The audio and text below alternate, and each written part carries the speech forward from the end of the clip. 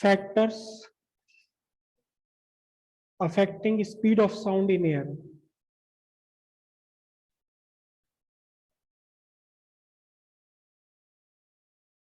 Speed of sound in air, सीधा सीधा आपका फॉर्मूला बनता है gamma P by row, density.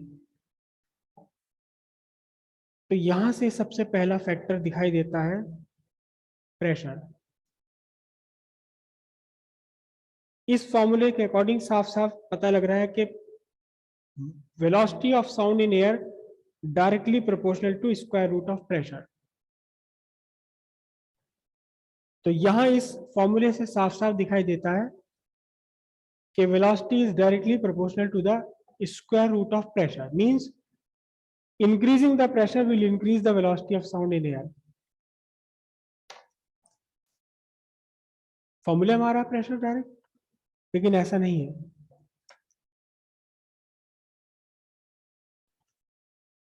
फॉर्मूले में प्रेशर आ रहा है, लेकिन speed of sound in air फिर भी प्रेशर पर डिपेंडेंट नहीं है।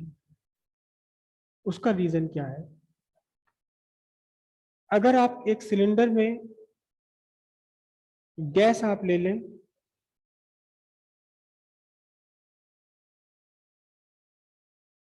यहां इसका प्रेशर P है, वॉल्यूम कितना है V है। आपने इसका प्रेशर इंक्रीज कर दिया, इंक्रीज करके प्रेशर आपने डबल कर दिया, पिस्टन पर प्रेशर आपने डबल कर दिया, प्रेशर आपने कर दिया 2P। तो जब आप प्रेशर इंक्रीज कर रहे हैं, वॉल्यूम डिक्रीज हो जाएगा। वॉल्यूम कितना डिक्रीज हो जाएगा? आइडियल कंडीशंस में V/2 रह जाएगा। अब यहां देखें जरा ध्यान से, यहां डेंसिटी आप कैसे निकालेंगे? डेंसिटी निकालेंगे mass of the gas what ever it is divided by its volume. जब आपने प्रेशर इंक्रीज कर दिया, तो अब आप डेंसिटी कैसे फाइंड करेंगे? The mass of the gas which will remain same, new volume कितना हुआ? V/2। तो अब नई डेंसिटी आपकी कितनी होगी बताओ? 2m/v, यानी कि अब डेंसिटी आपकी पहले वाली डेंसिटी से कितनी हो गई है? ट्वाइस हो गई। प्रेशर कितना हो गया? प्रेशर भी ट्वाइस हो गया। तो अगर आप ये देखें कि P/ρ और फिर प्रेशर P'/ρ', तो एक्चुअली ये P'/ρ' कितना, प्रेशर आपने ट्वाइस कर दिया, तो डेंसिटी भी कितनी हो गई? ट्वाइस हो गई। अब भी क्या रहा? सेम रहा। तो भले ही इस फॉर्मूले में प्रेशर दिखाई दे रहा है, तब भी प्रेशर पर डिपेंडेंट नहीं है वेलोसिटी। जिस रेशियो में आप प्रेशर इंक्रीज या डिक्रीज करेंगे, अगर आप प्रेशर यहां से डिक्रीज करते हैं तो डेंसिटी अपने आप डिक्रीज हो जाएगी सेम रेशियो में। The ratio of pressure to density remains constant. मतलब क्या हुआ कि केवल प्रेशर में अगर आप चेंज कर रहे हैं तो pressure to density remains constant. तो जब ये कांस्टेंट बना रहेगा, तब आपके वेलोसिटी ऑफ साउंड बिल्कुल अनइफेक्टिव है। किससे अनइफेक्टिव है? प्रेशर से। ठीक है, पहली कंडीशन हुई। कुछ कंडीशंस और हैं, कुछ फैक्टर्स और हैं जिन पर डिपेंड करती है velocity. V equals square root gamma P/ρ। By gas equation PV is equals to RT। या नहीं, पहले इसे बाद में डिस्कस करेंगे। यहां से साफ दिखाई दे रहा है कि velocity inversely proportional to the square root of density. Same pressure पर जिस गैस की डेंसिटी कम है उसमें वेलोसिटी ज्यादा होगी। हाइड्रोजन की density of hydrogen is less than the density of oxygen. तो सेम प्रेशर पर अगर आपके एक कंटेनर में हाइड्रोजन भरी, उसी प्रेशर पर दूसरे कंटेनर में ऑक्सीजन भरी है, तो किस में स्पीड ऑफ साउंड ज्यादा होगी? Speed of sound in hydrogen will be greater than the speed of sound in oxygen. Clear है इतनी बात? तो जब डेंसिटी कम होगी तो डेंसिटी कम होने के साथ साथ वेलोसिटी बढ़ जाएगी। और इसी डेंसिटी से एक और रिलेशन यहाँ निकल कर आ रहा है जो कि इस फॉर्मूले में दिखाई भी नहीं दे रहा, इस फॉर्मूले में दिखाई भी नहीं दे रहा। क्या? Presence of moisture. एयर में अगर मॉइस्चर है तो क्या होगा स्पीड ऑफ साउंड। कभी आप ध्यान से देखना कि बरसात के दिनों में बहुत दूर तक की भी आवाज आपको सुनाई दे जाएगी। बहुत दूर मंदिर का घंटा होगा वो भी सुनाई दे जाएगा, जो जाड़े में गर्मी में नहीं सुनाई देगा बरसात में सुनाई दे जाएगा। स्पीड ऑफ साउंड बढ़ जाती। कैसे बढ़ जाती? देखिए, मॉइस्चर का मतलब वाटर, H2O, इसका मॉलिक्यूलर वेट कितना है? 18। Air, dry air, dry air is a mixture of oxygen and nitrogen. हम ये मान के चलते हैं 20% ऑक्सीजन है, 80% नाइट्रोजन है, बाकी कैसे ट्रेसिस में है, हल्की फुल्की सी है। ऑक्सीजन का मॉलिक्यूलर वेट कितना है बताओ? ऑक्सीजन का मॉलिक्यूलर वेट 32 इंटू 1। नाइट्रोजन का कितना है? 28 इंटू 4 डिवाइडेड बाय, ये आपका molecular weight, average molecular weight बनेगा एयर का।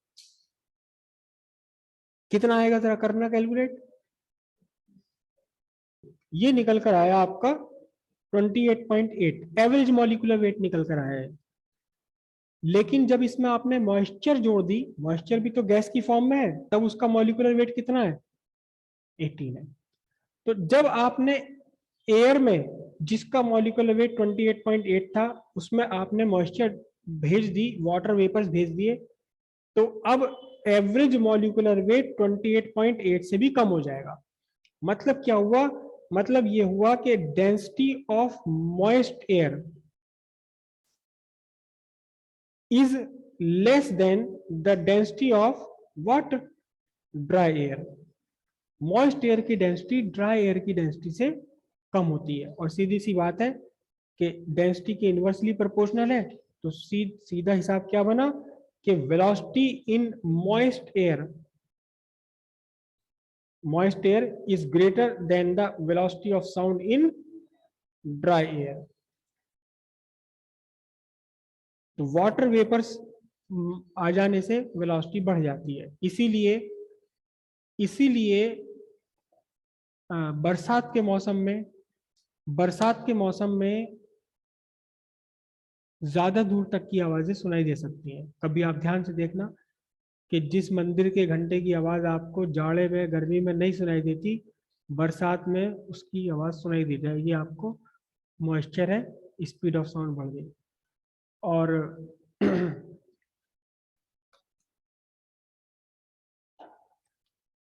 अगर आप कमरे में अपना गाना गा रहे हैं, गुनगुना रहे हैं, तो उतनी बढ़िया आवाज सुनाई नहीं देती जितनी बढ़िया आपको बाथरूम में। बाथरूम सिंगिंग जो है वो बड़ी आसान है। रीजन? क्योंकि अब पानी की बाल्टी रखी हुई है, उसमें मॉइस्चर भरी हुई है पहले, वहां स्पीड ऑफ साउंड बढ़ जाती है। स्पीड ऑफ साउंड बढ़ने से रिवर्बरेशन और दूसरी चीजें, दूसरे फैक्टर इफेक्ट होते हैं और साउंड जरा ज्यादा अच्छी सी सुनाई देती है। कुछ और भी यहां से निकाल सकते हैं हम। V equals square root gamma P by rho. By gas equation PV equals RT, तो प्रेशर कितना हुआ? RT by V।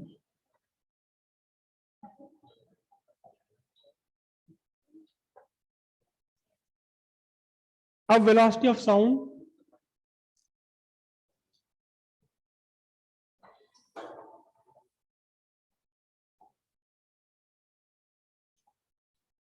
अब यहां से एक फैक्टर और सामने आया। क्या? कि velocity of sound is directly proportional to square root of temperature. Temperature पर डिपेंड करेगा, और इसको थोड़ा और डिटेल में हम समझेंगे। अभी तो साफ साफ आपको दिखाई दे रहा है कि increasing the temperature increase the velocity of sound in air. बरसात में दूर तक सुनाई देने के पीछे एक रीजन और ये भी है, गर्मी और बरसात के टेम्परेचर में बहुत बड़ा डिफरेंस नहीं होता। गर्मी में टेम्परेचर है जब बड़ी तकड़ी वाली गर्मी पड़ रही तो 40, 42, 43 के आसपास, बरसात में वही टेम्परेचर 39 हो जाता है, बहुत बड़ा डिफरेंस नहीं होता। टेम्परेचर इज स्टिल हाई और साथ में मॉइस्चर भी जुड़ गई, तो दोनों फैक्टर मिलकर के वेलोसिटी को इंक्रीज कर देते हैं, साउंड की वेलोसिटी को। यहां से हम एक छोटा सा फिगर और फाइंड करेंगे, हम फाइंड करेंगे कि अगर गैस या एयर का टेम्परेचर 1 डिग्री बढ़ा दें तो वेलोसिटी ऑफ साउंड कितनी इंक्रीज हो जाएगी। 1 डिग्री इंक्रीज कर दें अगर टेम्परेचर साउंड एयर का या गैसेस का, तो फिर वेलोसिटी ऑफ साउंड एयर में या गैस में कितनी इंक्रीज हो जाएगी। और अब हम इसका एक नाम रखेंगे temperature coefficient of speed of sound in air और गैस। ठीक है, temperature coefficient of speed of sound in air और गैस, इसे हम कल करेंगे।